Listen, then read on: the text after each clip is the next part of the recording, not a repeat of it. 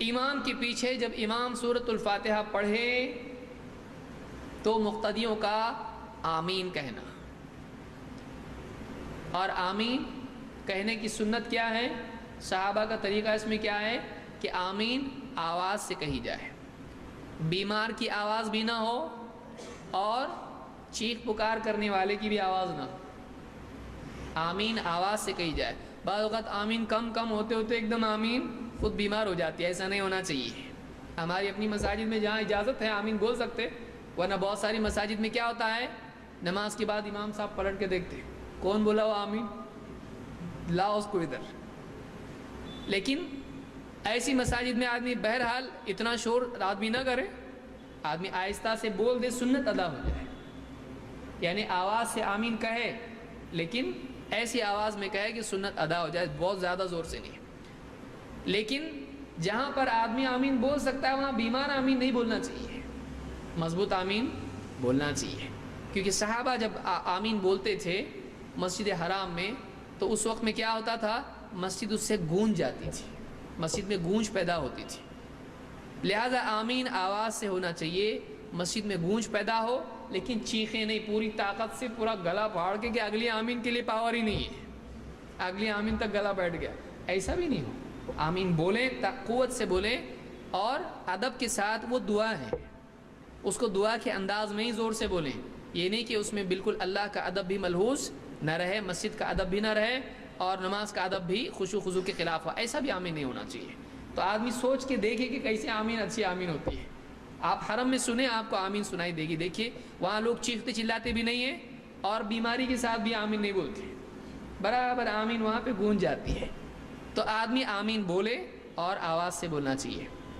اللہ کے نبی صلی اللہ علیہ وسلم کیا فرماتے ہیں، اذا امن الامام فامنوا، جب امام آمین کہے تو تم بھی آمین کہو۔ معلوم ہوا کہ امام زور سے آمین بولتا ہے، تبھی تو معلوم پڑے گا آمین بول رہا ہے۔ اذا امن الامام فامنوا، جب امام آمین کہے تم بھی آمین کہو۔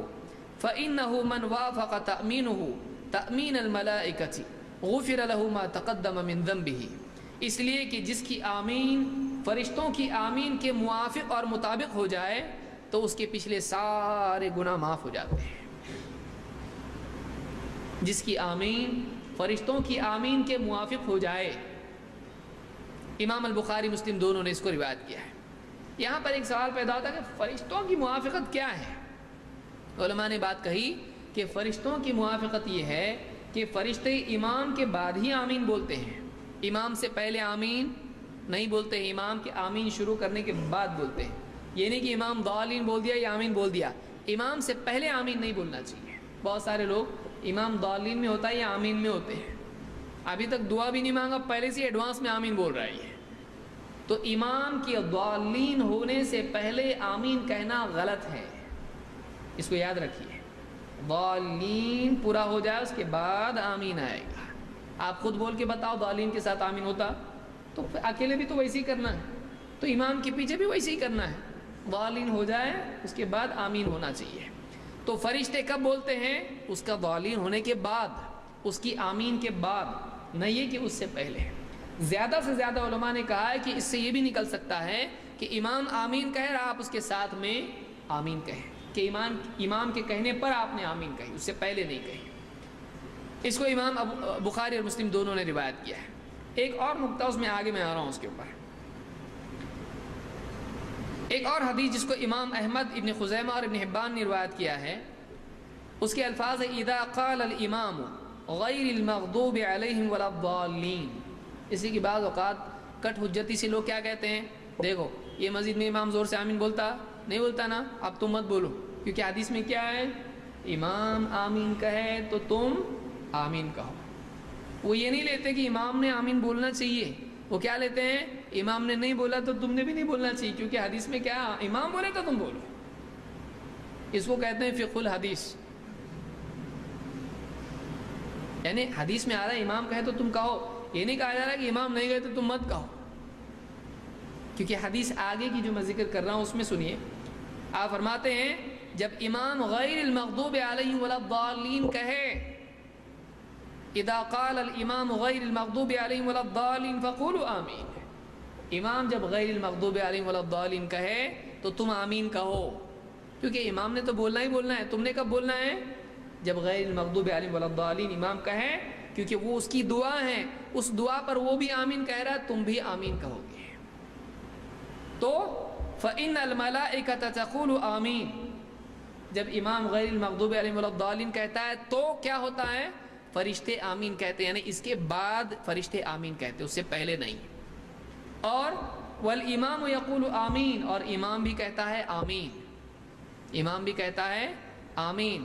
فمن وافق تأمینہ تأمین الملائکۃ غفر له ما تقدم من ذنبہ، تو جس کی آمین فرشتوں کی آمین کے موافق ہو جائے اس کے پچھلے سارے گناہ معاف کر دی جاتے ہیں.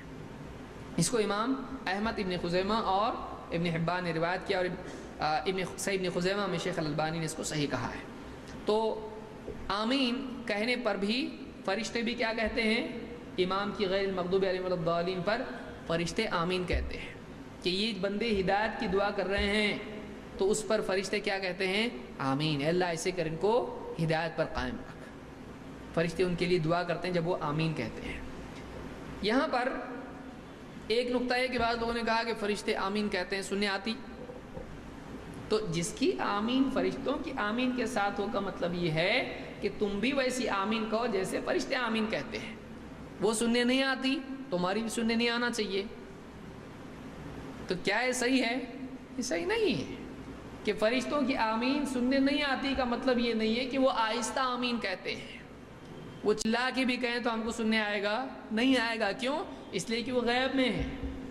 آگے میں آنے والا ہوں اس کے اوپر بھی کہ وہ چلائے تو بھی سننے آتا نہیں.